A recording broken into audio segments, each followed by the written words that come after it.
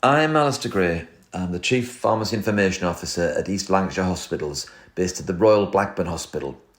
What I'm going to be talking about today is our Fluid Stewardship programme and how we turned NICE Clinical Guidance 174 into a reality. But first, I just need to show you this slide. Your trust may still be on paper prescriptions, or you may have transitioned to electronic prescribing. Our programme has covered both, and I'll show you a little of each. I'll also be sharing our audit findings and talk a little about what the future may hold. NICE guidance has been around since 2013, and it's now 2025. So why is it taking so long? Hopefully you'll appreciate why by the end of this presentation, but 2 words: human factors. So, I first heard the term fluid stewardship back in 2019, and it instantly meant something to me on an empirical level. I was thinking along the lines of antimicrobial stewardship, which is everything to do with antimicrobials. Well, surely fluid stewardship is everything to do with fluids.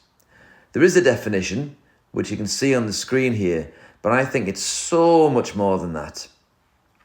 When I heard the term, it started a conversation with the senior nurse who had coined it.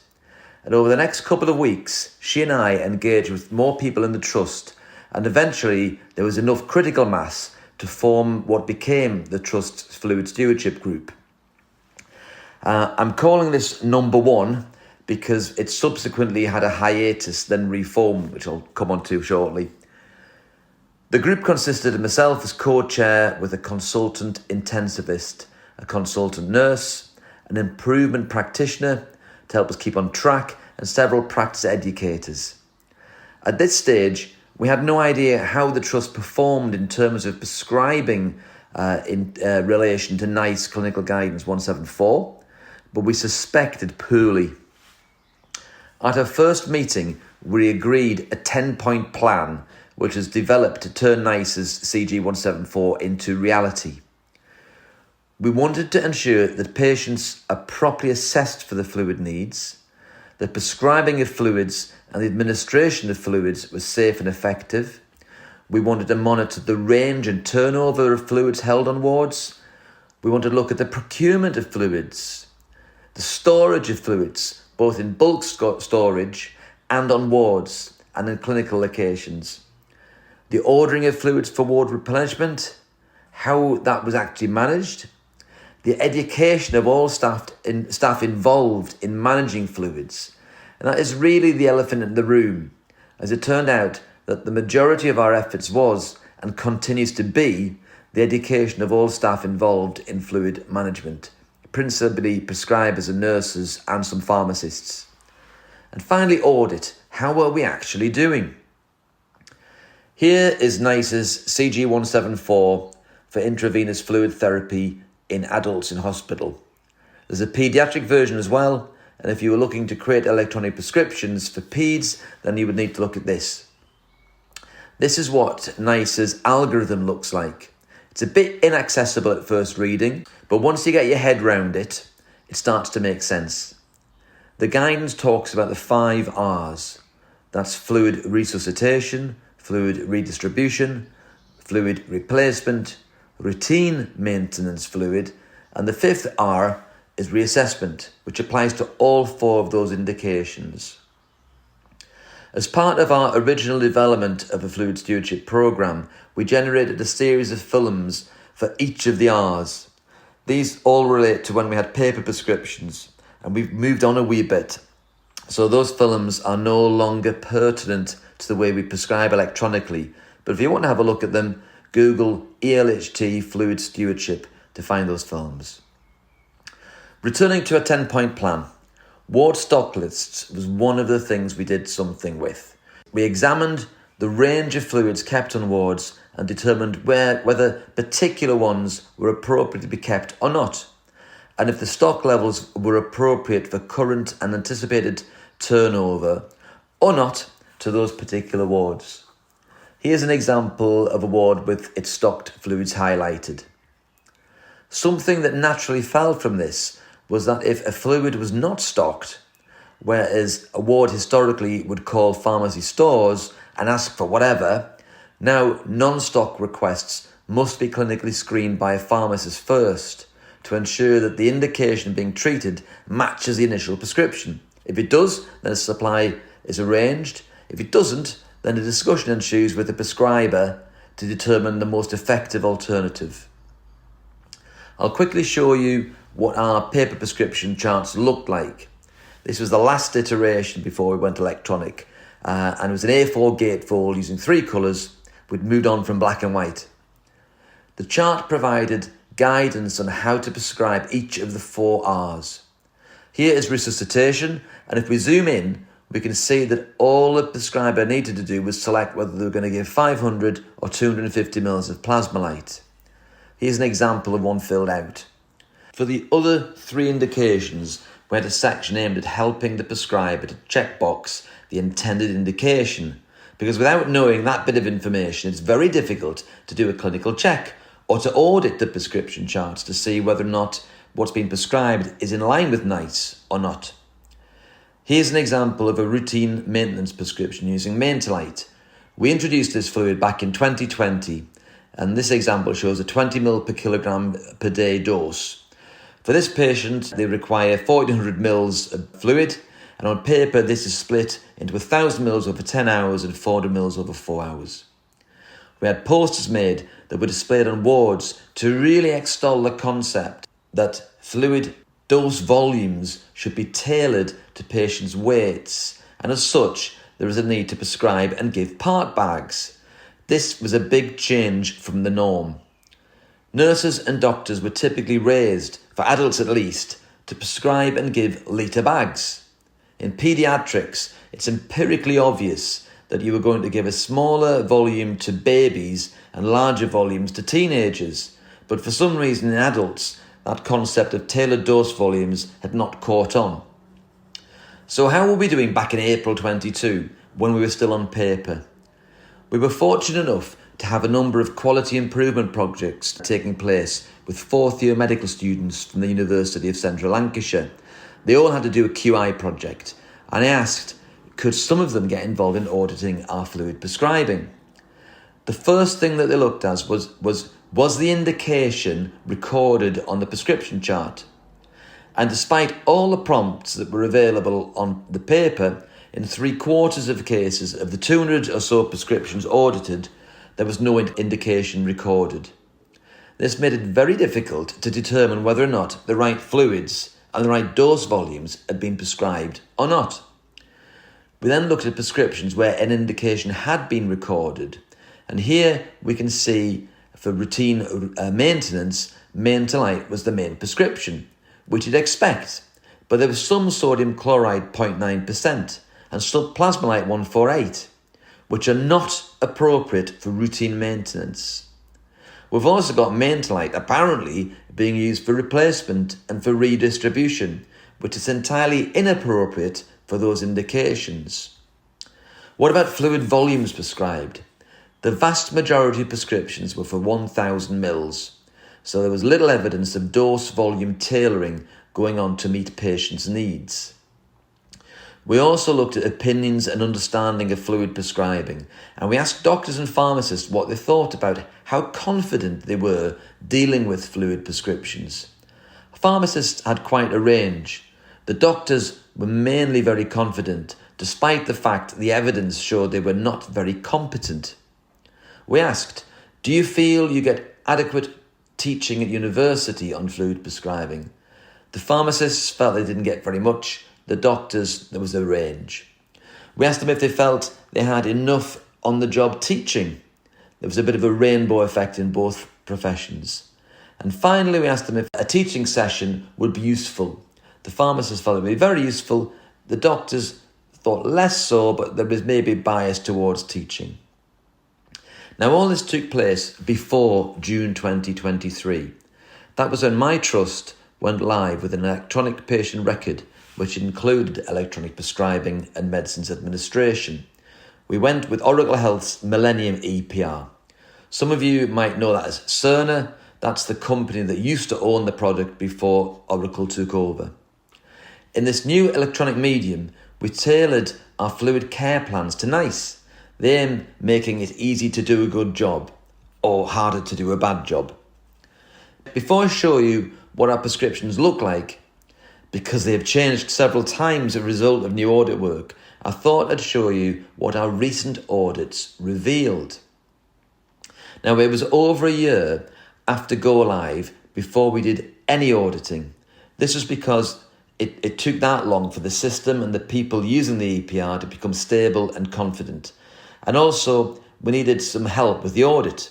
Fortunately, this coincided with Lancashire University School of Medicine contacting us to see whether clinical informatics could be an area to support a SAMP student. This is a fifth-year medical student doing a selective in advanced medical practice.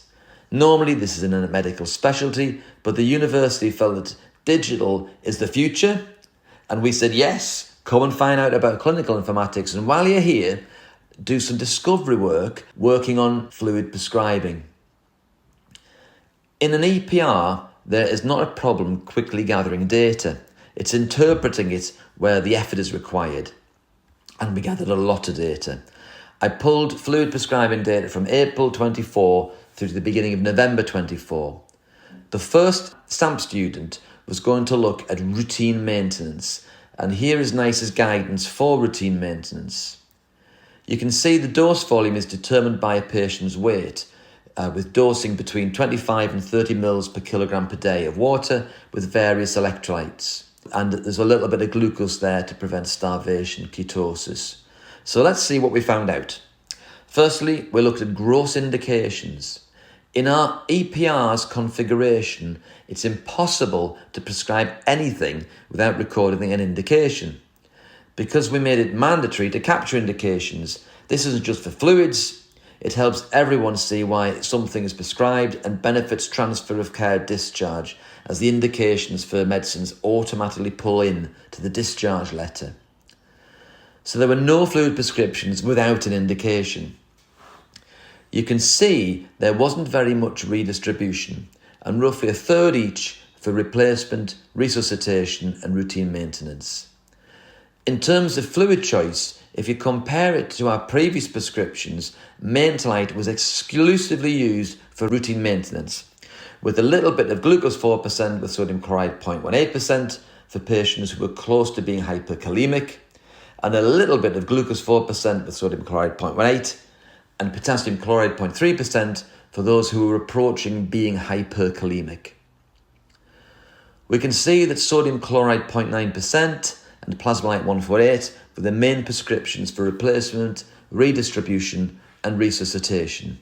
This is hardly surprising because they could only be prescribed for those indications due to the way we set up the care plans. We can see the vast majority of patients who were prescribed Maintenalite for routine maintenance received 1,000 mils. This was counter to the information that we provided in the care plans and shows that people were not tailoring volumes to patients' requirements. The audit continued with a more detailed drill down into 51 patients and found that most people got 1,000 mils. But the medical students spent time working out exactly what NICE would have recommended for those patients. And these are the volumes that should have been prescribed if NICE CG174 had been followed. In some cases, no fluid would have been required. Now, looking at this data another way, the blue dots show what was prescribed, the orange dots show what NICE CG174 would have recommended if the prescription had been tailored to the patient's needs. You can see in 3 cases no fluid was required, and in only a couple of cases the prescribed volume matched NICE.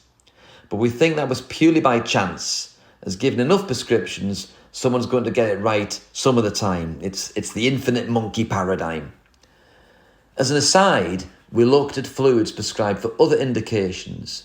The vast majority of prescriptions for 1,000 mils, then 500, 250 mils for plasmolite. And similarly for sodium chloride 0.9%, most people got 1,000, 500 or 250 mils. So there was a strong signal that prescribers were not tailoring prescriptions to patients' needs. I'm going to go off tangent now while this point is being made. In May, this year, the Chief Registrar is hosting a grand round focusing on fluid stewardship. And we're going to be using this slide to illustrate why tailoring dose volumes to patients' needs matters. Would you give a 6-foot strapping rugby player the same fluid volume as a little old lady or a baby? Let's hope this message lands well. Now, back to the audits. After 7 weeks, we got another SAMP student, and they looked specifically at resuscitation fluid. This time the data was between November 24 and January 25. Here's NICE's algorithm, and in general, the recommendation is to give a 500ml bolus dose of a crystallide, which we would typically recommend a plasmolite, although sodium chloride 0.9% is appropriate in certain instances, and you can have repeat doses up to 2,000 mils or 4 times a day, after which you should be seeking expert advice. This is what we found. Most prescriptions were 1,000 mils, despite the prescriptions being configured to support either 500 or 250 mil aliquots. So prescribers were actually amending these prescriptions to different volumes. When we focused in on 190 patients, we found roughly a quarter were adherent to the NICE principles, both in terms of volume and the rate at which the fluid should have been given. When you drill down further, this is what we found. Most patients were prescribed 1,000 mils and shouldn't have been. Some patients had less than 500 mils when they should have been getting 500 mils. Some had sodium chloride 0.9% instead of plasmolite, which in certain circumstances could be right. So for instance, in our emergency department, we allow sodium chloride 0.9% to be used to allow Y-site compatibility with IV antibiotic prescriptions. So only a quarter of prescriptions were NICE adherent. We looked at what volumes were prescribed by patients' weight, because we could. And what we found was a lot of people, irrespective of the weight, were prescribed 1,000 mils. That is not in line with NICE. For anyone less than 50 kilos, the recommendation is to get a 250 mil bolus. But you can see a lot of people got 1,000 mils, whether they needed it or not. Our next STAMP student came along 7 weeks later in March 25, and I set them out looking at replacement fluid. Here's NICE's algorithm for replacement and redistribution. It became very obvious very quickly that fluid balance was very poorly recorded, and therefore it was very difficult to make any assessment of the prescriptions for fluid replacement in terms of whether an appropriate dose volume had been prescribed or not. I should say that the original fluid stewardship had gone into a hiatus around the time of our EPR go live. This was coincidental due to members leaving the trust or taking on new roles. However, the audit work that the STAMP students were producing convinced myself and the Chief Clinical Information Officer that the group needed reforming. And this is what occurred late last year. So now the Fluid Stewardship Group was back together. 2 quality improvement projects were set in motion.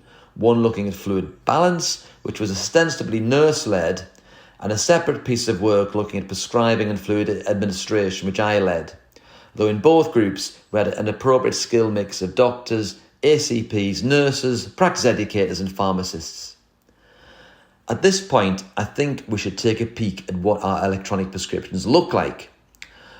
What I'm going to show you now is based on changes we made in April 25, after the audits of November and January. We took those learnings and tried to make it harder to do a bad job, or conversely, to make it easier to do a good job. The next STAMP student has arrived and has started analysing prescriptions written since these changes were made. I can maybe update you in the Q&A afterwards of what this iteration has produced. So let's have a look and see what our prescriptions look like from a prescriber's point of view. The first thing you'll notice is you cannot order a fluid by typing in the name of a fluid. Here's sodium chloride. I'm just getting injections. I'm getting flushes. I'm not getting infusion fluids. That's because we've hidden all our fluids, so you have to request it through a care plan. You have to search for the word fluid to get a bunch of care plans. We're just going to look at adults here, and we'll start with fluid resuscitation. So here's our 5 steps to a good fluid prescription. Start with indication, make sure it's the right fluid for that indication. Then the right dose volume, the right rate or duration, and what is the time to reassessment. That will vary by indication. We've got 2 prescription choices. We've either got plasmolite or sodium chloride 0.9%. The sodium chloride's got a bit of extra information there to say only use in the emergency department. The dose volume is already determined, so as a prescriber I don't change anything. We've got to choose between patients with or without certain comorbidities. So that's where we're looking for either chronic kidney disease or congestive cardiac failure. In this case, the dose volume is the same. The reason for that is the patient weighs less than 50 kilos. Let's just change the patient's weight. They now weigh 70 kilos, and you can see the dose choice is now changed to 500 mils for a standard volume or 250 mils if the patient has those comorbidities. All the prescriber has to do is choose the appropriate prescription, click orders for signature and sign. Let's have a look at fluid replacement. The reassessment period here is daily, and there's a choice of 2 fluids. Plasmolite, providing chloride losses are normal, or sodium chloride 0.9% if chloride losses are high. That is, losses are coming from the gastric region with higher chloride losses. Now, in order to determine the dose, one has to look at the fluid balance to find out what the deficit is, and that is the volume that needs prescribing. So let's take plasmolite. What it's asking for is the volume to be infused, and that is the volume anticipated to be lost in the next 24 hours or that has been lost. And the only other consideration here is, will there be additional fluids going in, such as intravenous antibiotics? So if you're on amoxicillin, metronidazole and gentamicin, you could already be getting 700 mils of fluid if they are infused. Let's say this patient is losing 2,000 mils, so I just enter that dose, and the system works out the rate as we're going to be infusing it over 24 hours. The only thing I need to add is how many bags that relates to. So assuming 1 litre bags, I'll set the duration to 2 bags, and that's it, done. I'm going to skip redistribution and have a final look at routine maintenance. Here's the usual idiom, and there is a reassessment period of daily. There are 2 halves to this table. There are patients who have no comorbidities in the upper half, and in the lower half we have those who have frailty, CKD, CCF, malnourished or at risk of refeeding syndrome. The top half of the table is dosed at 25 mils per kilogram per day of water, and the bottom half is 20 mils per kilogram per day, which prevents fluid overload in those groups. In each case, there are 3 choices of fluid. We have Maintenalite, which is our balanced maintenance fluid. If the patient is at risk of hyperkalemia, the potassium is rising quickly or is at the upper end of normal, we wouldn't necessarily want to give them extra potassium, which is in Maintenalite, so we'd go for the glucose 4% with sodium chloride 0.18%. If the patient's at the other end of the scale, they're at risk of hypokalemia, then we would put extra potassium in there, using the same fluids before, but with an extra 40 millimoles per litre of potassium chloride. If someone is actually hyper or hypokalemic, then they should be using the care plans that we've built for those guidance. Now we've got the same fluid options in the lower half of the screen, but with different dose volumes. I'll just reveal here that our patient is 70 kilos, so the volume is already worked out. If I click on this, you will see we've created an awful lot of prescriptions, all based on weight, but the weight filter only shows the contextually right prescription. If I change the patient's weight to 64 kilos, you will see the volume has dropped from 1800 mils to 1600 mils for 25 mils per kilogram per day, and at 20 mils per kilogram per day, it's dropped from 1400 to 1300 mils. There is an additional caveat that if the patient is to receive fluids by other means, such as IV antibiotics, then the volume needs deducting from the calculated volume in order to prevent fluid creep. So assuming all things being equal, let's choose main to light. All the prescriber does is select a prescription, click orders for signature and sign.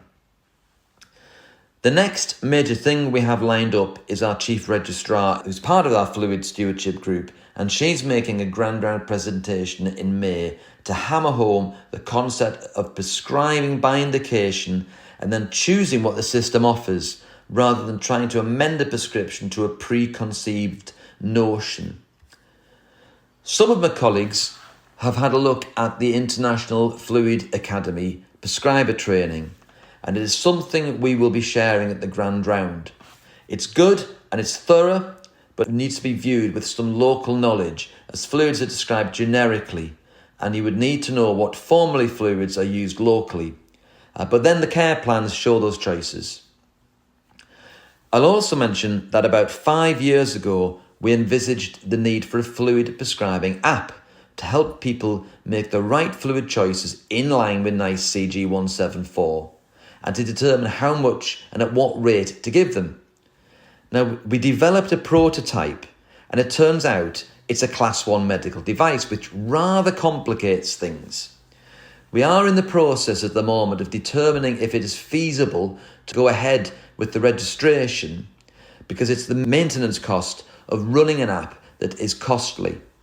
Anyway, I thought I'd give you this little taster of what it actually looks like, with the caveat that it may not yet come to fruition.